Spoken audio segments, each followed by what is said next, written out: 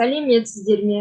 Алматы облысы, Қарасай ауданы, Қаскелең қаласы, Қаныш Сәтпаев атындағы орта мектебінің география пән мұғалімі Түктібаева Баян Дүйсенбаевна. 7-ші сынып география пәні бойынша атмосфера және оның құрамдас бөліктері тақырыбында функционалдық сауаттылықты арттыруға арналған тапсырмалар.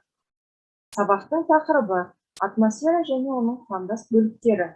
Сабақтың мақсаты атмосфераның құрамын сипаттайды, ауаның газ құрамын және атмосфера қабаттарының ерекшеліктерін анықтайды.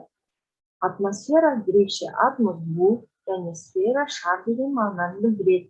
Жер шарының өзімен бірге айналатын және оның тәуліктік жылдық айналымына қатысы бар газ қоспаларынан тұратын ауа қабаты. Ауа құрамы мынандай газдардан тұрады: азот 78%, оттегі 21%, инертті газдар 1%, көмір қышқыл газы 0,03%-дан тұрады.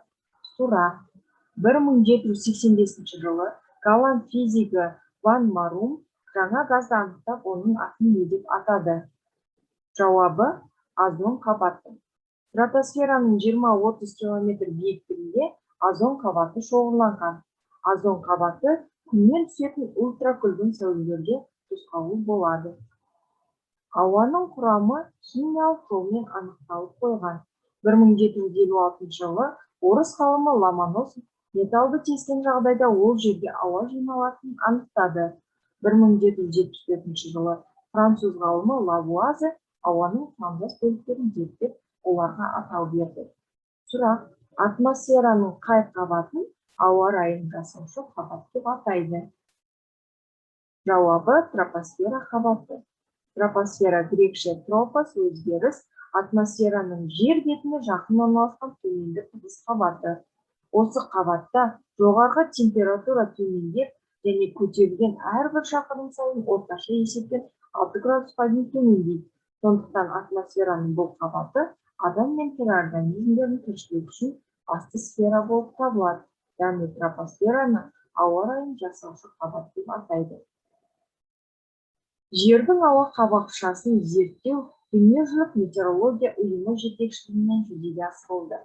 Дүниежүзілік метеорология ұйымы мен жаһандық климатты бақылау жүйесінің арқасында метеорологтар атмосфераның ластануына, орман өрттері мен жанартау атқылауларына, техногенді апаттарға мониторинг жүргізе алады.